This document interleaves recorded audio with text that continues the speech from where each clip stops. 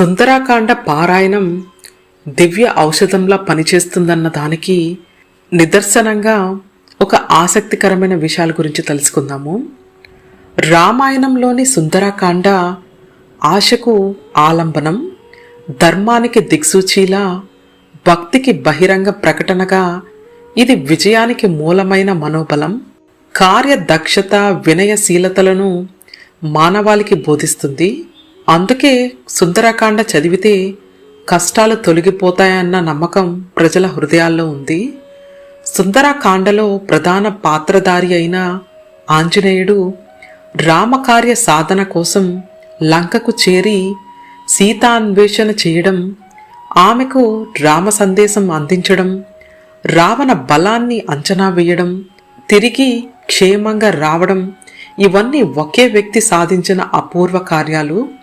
ఈ మహాకార్యాలు ఆంజనేయుడు శక్తి వల్ల మాత్రమే కాదు, ఆయన వివేకం, సంయమనం, వినయం, విధేయత వల్ల సాధ్యమయ్యాయి. శక్తికి శీల సంపద తోడైతే అది సుందరమవుతుందని ఈ కాండ బోధిస్తుంది. సుందరకాండ ఆత్మవిశ్వాసం, ధర్మపాలన, శరణాగతి అనే 3 ప్రధాన సందేశాలిస్తుంది. నేను చెయ్యగలను అనే నమ్మకం లేకపోతే ఎంతటి శక్తి ఉన్నా అది నిరుపయోగమే. సముద్రాన్ని దాటే ముందు ఆంజనేయుడికి తన శక్తిని మరొకరు గుర్తు చేయాల్సి వస్తుంది. ఒక్కొక్కసారి మనలోని సామర్థ్యాన్ని మనమే మర్చిపోతూ ఉంటాము. అలాంటప్పుడు సరైన ప్రేరణ లభిస్తే అసాధ్యమని అనుకున్నదే సాధ్యమవుతుంది. ఇక లంకలో ప్రవేశించినప్పుడు సీతను వెంటనే తీసుకురాగల శక్తి ఉన్నా రామ ఆజ్ఞకు విరుద్ధంగా ప్రవర్తించడు హనుమ. లక్ష్య సాధనలో నీతి మార్గం విడిచిపెట్టకూడదన్న నియమం ఇక్కడ స్పష్టంగా కనిపిస్తుంది. సుందరాకాండ ప్రక్రియ ప్రాధాన్యాన్ని నేర్పిస్తుంది. ఆంజనేయుడు తొందరపడడు, ముందుగా పరిస్థితిని పరిశీలిస్తాడు, ప్రమాదాన్ని అంచనా వేసి సమయానికి తగిన విధంగా స్పందిస్తాడు. ఇది వ్యూహోత్మక ఆలోచన అవసరాన్ని తెలియజేస్తుంది. సీతాదేవి ఎదుట దాసోహం కోసలేంద్రస్య అని వినయంగా పరిచయం చేసుకుంటాడు. విజయాల మధ్య వినయంగా ఉన్నప్పుడే వ్యక్తిత్వం సంపూర్ణమవుతుంది. సుందరాకాండ పారాయణం మనోబలాన్ని పెంచుతుంది. భయం, నిరాశ, ఆందోళనతో కుంగిపోయిన మనసుకు ఇదొక దివ్య ఔషధంలా పనిచేయడంతో ప్రశాంతత, ఏకాగ్రత లభిస్తాయి. సహజంగానే అవి నిర్ణయ సామర్థ్యాన్ని పెంచుతాయి. ఆంజనేయుడు బలవంతుడే కాదు, బుద్ధిమంతుడు కూడా.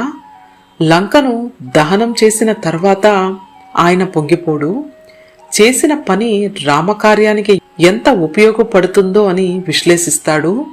ఇది నాయకత్వ లక్షణంగా శక్తిని ఎప్పుడు ఉపయోగించాలి, ఎప్పుడు వద్దు అన్న నియంత్రణ హనుమ ప్రత్యేకత. సంస్కారం ఆయన ప్రతి చర్యలో కనిపిస్తుంది. శత్రునగరంలో ఉన్న స్త్రీల పట్ల గౌరవం, వృద్ధుల పట్ల మర్యాద పాటించేవారు. శక్తి ఉన్న సంస్కారం లేకపోతే అది వినాశనానికి దారితీస్తుంది. సంస్కారంతో కూడిన శక్తి మాత్రమే లోహహితం అన్నది ఆంజనేయుడి జీవితం ద్వారా స్పష్టమవుతూ ఉంటుంది.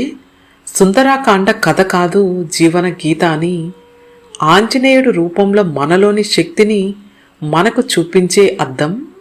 నమ్మకం, నియమం, నిష్ఠ ఈ 3 కలిసినప్పుడే జీవితంలో ఎలాంటి కష్టాల కడలినైనా సునాయాసంగా దాటవచ్చునన్నది సుందరకాండ యొక్క ముఖ్య సందేశం. కనుక సుందరకాండ పారాయణంలోని ప్రతి పదం దివ్య ఔషధంలా, 100 ఏనుగుల బలంలా పనిచేస్తుంది. శ్రీరామ జయ రామ జయ జయ రామ. ఓం నమో నారాయణాయ. గోవింద హరి గోవింద.